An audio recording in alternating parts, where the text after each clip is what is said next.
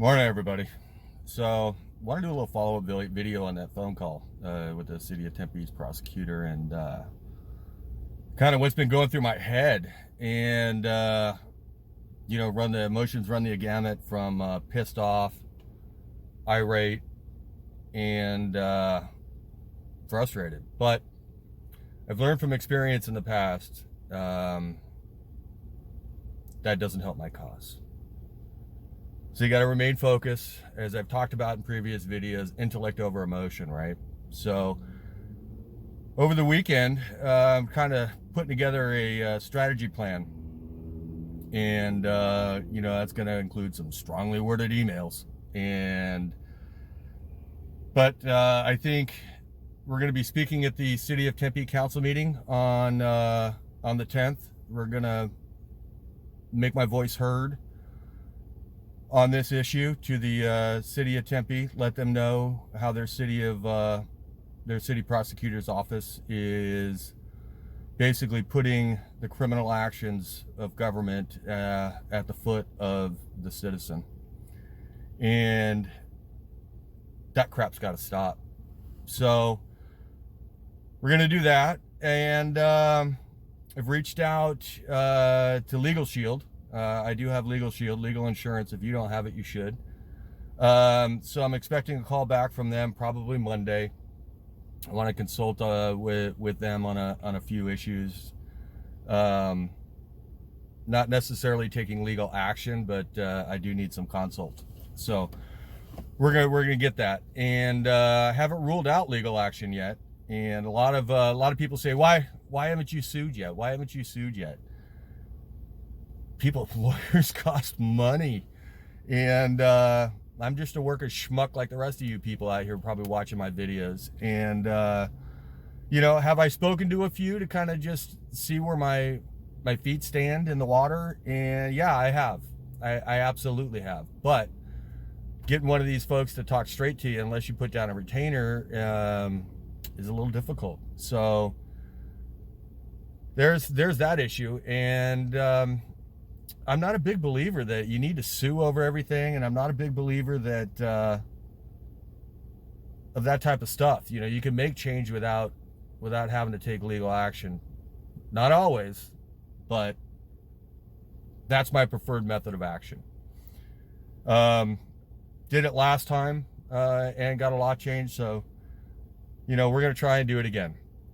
But haven't lost faith.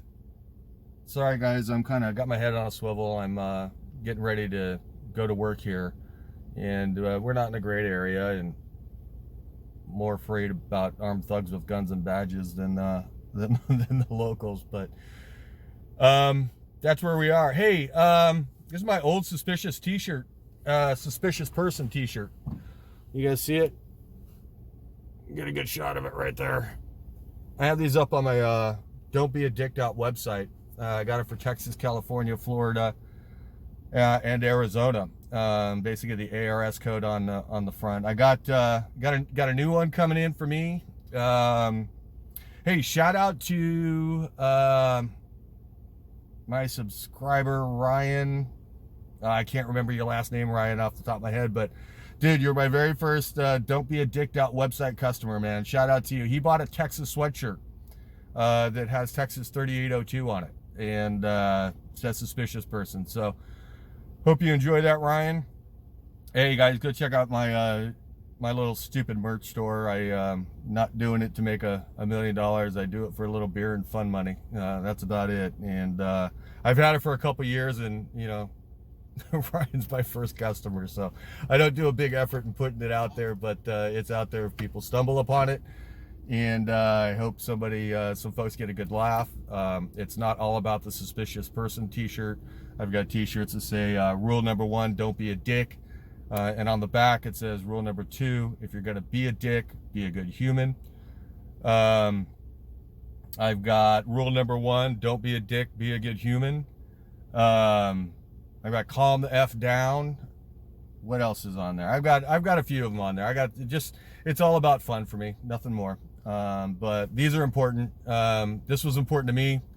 And that's really one of the reasons that I created it, as well as my Don't Be a Dick t-shirt. And if you go to the Don't Be a Dick website, there's a little story down at the bottom that'll tell you how that shirt came to be. It's kind of a fun story. So but that's what I got, people. I'm not done making my voice heard about this issue.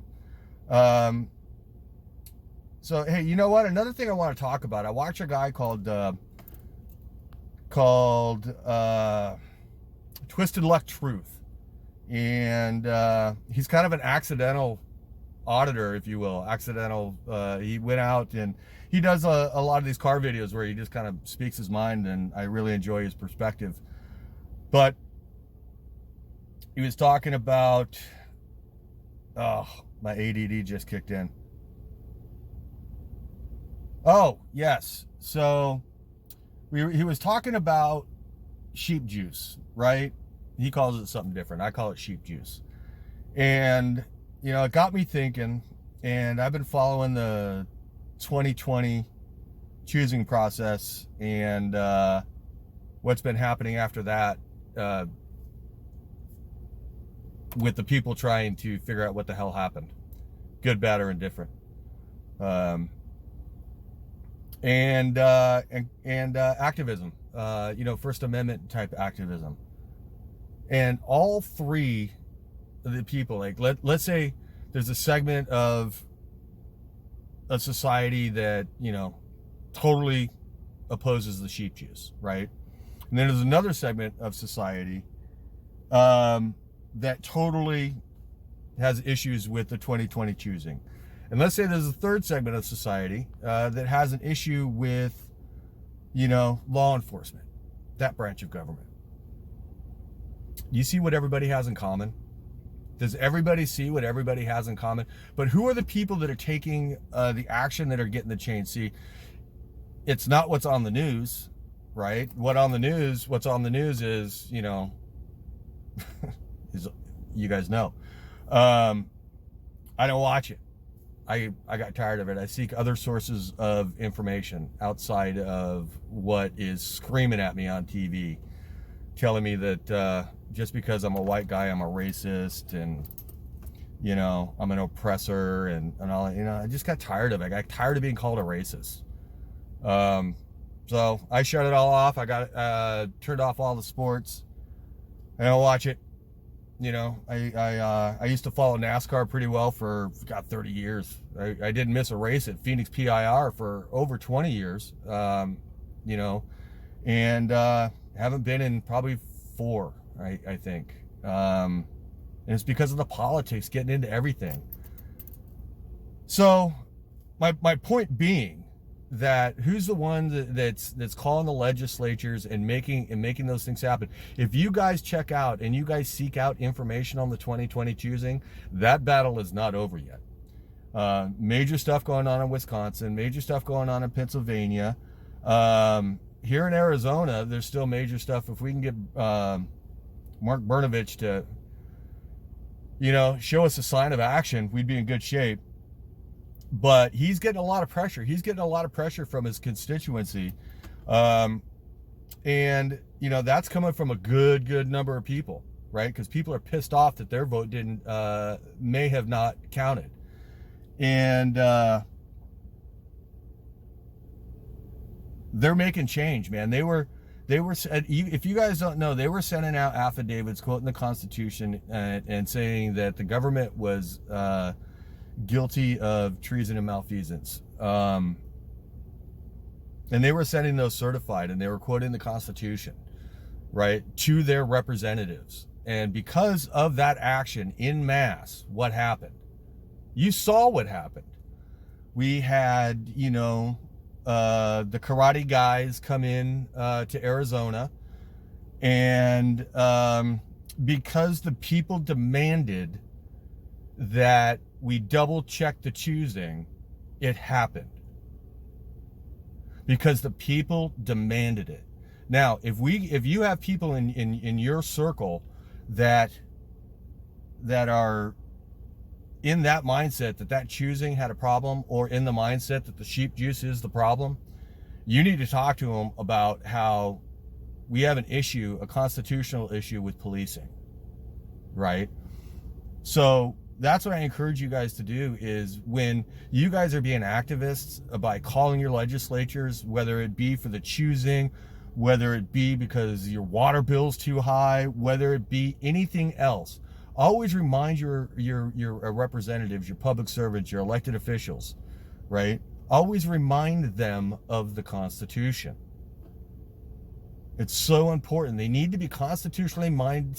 They need to be constitutionally minded with an attitude of servitude, not enforcers, not rulers, and